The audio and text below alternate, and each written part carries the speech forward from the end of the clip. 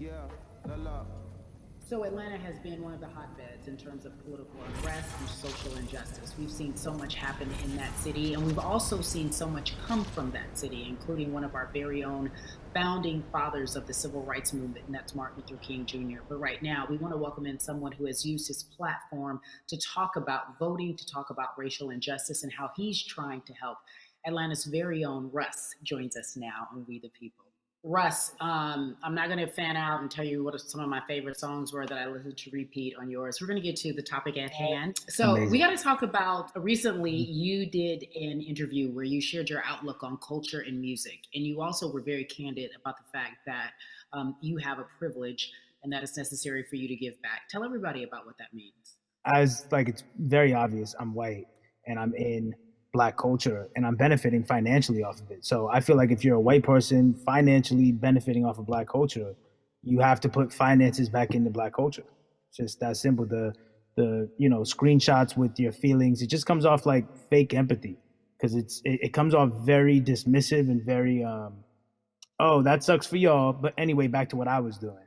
Have you felt that way always, or is it now because of the time of where we are in this country? I've always had the feeling. I think now it's just obviously elevated. It's a new level, and there's new. It's to the point now where you can't. First of all, you can't not say anything. Second of all, though, I just think saying something isn't enough anymore. I think if you have the ability to put money back into a culture that you're financially benefiting from, you have the ability to. You should. It's interesting that you talk about it in that way because some people do believe that silence is the best way to go because it's hard to talk race, especially if you're white and you're in the black culture. People just feel as if they can't talk about it. They feel awkward. They feel as if they don't have the privilege or the voice or the words. How do you find yourself right now in terms of interacting with people when they want to talk to you about social injustice, police brutality, what's going on in this country right now? Well, first of all, picking and choosing whether you want to be silent or not about race, that's a privilege in and of itself. But no, I mean, I try to just do my best to listen to the black people around me and the educated black people I have in my life. So I do my best to not act like I have all the answers for everything, especially in a culture that I'm not from. But that's why when we decided to raise the money for Black Lives Matter organizations, when we raised 500,000, we got on the phone with some of the women who started Black Lives Matter. I got on the phone with Tamika Mallory. I was on the phone with Karen Civil and talking with my friends to make sure the money went to like the correct places, and people who really need it. It's just about listening. That's all. It's about listening. Let's talk about that for a moment because the way I think of activism, for me, it looks very differently. It's not necessarily just protesting on the front lines. I think that's great. But what about being an activist in the way in which you have decided to be one? What inspired you? What did it look like? You said you raised money for Black Lives Matter. What did you do? Walk us through everything that you did and how you find yourself in this moment right now. So for me, it was 3 years ago. I had like a string of festivals, and I decided that I was going to wear T-shirts with a message on them because I figured, what better, what better time to use a platform than in front of a bunch of people. So one of the T-shirts I wore was, "If you want to change the system, speak up. White silence is pro-racism." The whole thing, and it didn't really it kind of got swept under the rug back then. But when all this stuff started happening again, and it's been happening, the police brutality against innocent black people, I was like, man, I'm not the biggest artist in the world, and I certainly don't have the most white fans in the world, but I got a good amount of people that I can definitely mobilize and turn into some money.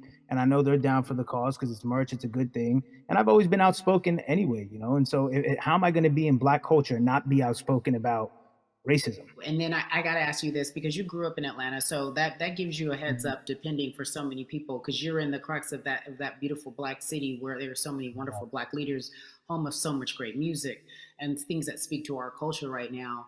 And we are really, really getting our word out, especially with this platform today, and saying that we must use our voice to vote. Talk to me about what the importance of voting for you in this upcoming election. Yeah, so full transparency, I had never voted before, ever. Um, and because I was one of those people who was like, my vote doesn't matter, and I don't know, maybe it's because I was younger, maybe it's because I really thought that, or I don't know, but I just think that it's got to, now this is a bit of a privilege to say it's got to a breaking point for me because obviously it's been past the breaking point for Black people, but I think that as a whole, the young people need to get out and vote because we're the ones that never show up. You know what I mean? We never show up to vote, but we're the future. So it's like, look, we got to go out there and vote, and then whatever happens, happens. But at least we did our part. You got to do your You part. know, you're very candid in saying that you just decided to vote. And I think there's a beautiful irony in the fact that you have your fans saying, because of you, I'm voting. Right. And there's something beautiful about that. But I want to know why now for you? Why in this moment is it important for you to vote? And what hit your spirit to say, yes, this is the time to do it?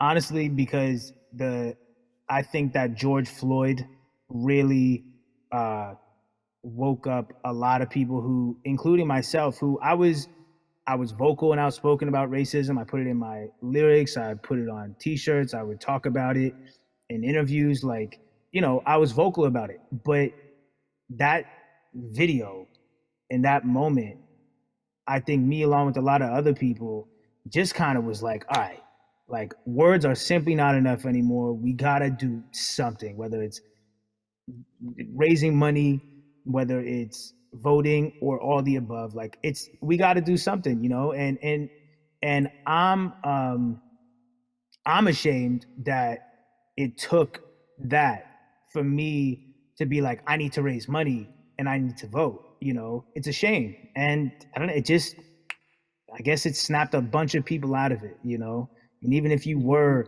vocal and whatnot, it's time to actually put your money where your mouth is. It's time to go vote. It's time to just stop talking about it and be about it. And it's been time for that, but like I said, I'm ashamed that it took me this long to actually really, really be about it.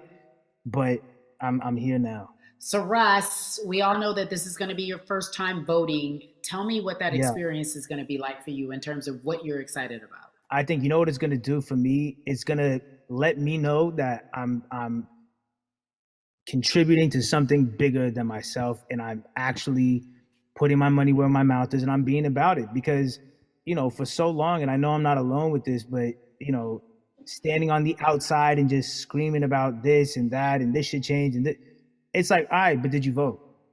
you know and so I know it's going to feel good to know that I played a small role, and that's the problem. I think the mentality of like my vote doesn't matter needs to be changed to my vote, albeit small, does matter. It's a role I'm playing, and if I play my part and you play your part and he and she plays their part, then we make a difference. But it'll feel. I have a feeling it's gonna it's gonna feel very, very bigger than me. I mean, I think when you realize that giving actually feels better than receiving, that's when you start wanting to do your part and contribute. So, voting is an easy way to give. You know. Yeah. To whom much is given, much is required, and you have been given a huge platform, and we are so grateful for you, Russ. Philanthropist, artist, community activist, first time voter. We appreciate you for Yes. doing this, okay? Thank you. I appreciate y'all.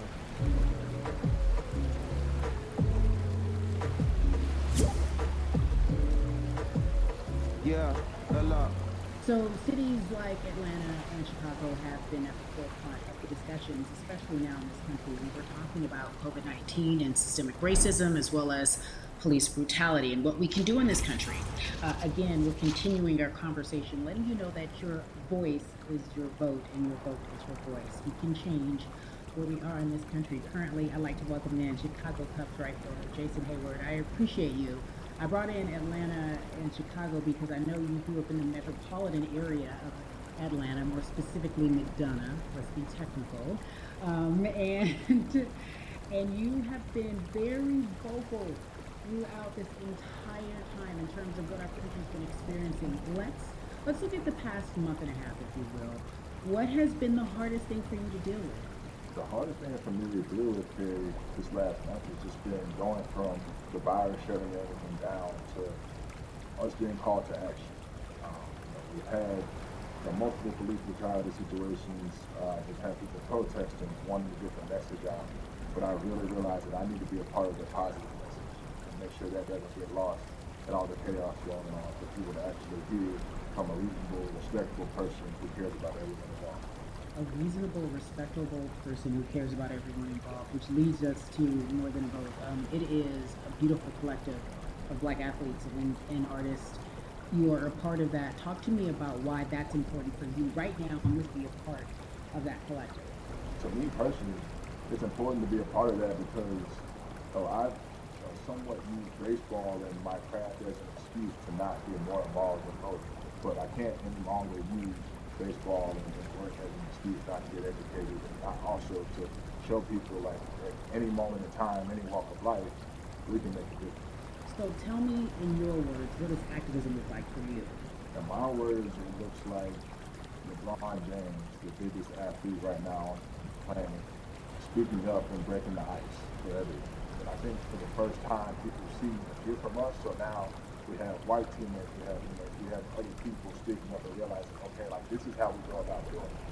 And to me, right now, social media, athletes speaking up, entertainment speaking up, like we're trying to do it more than a vote. You said something I thought was so key because covering sports for so long. I know that it's tough for Black players specifically in Major League Baseball to talk about how they feel. Adam Jones did it in a very eloquent way early on, but there are very few that are vocal.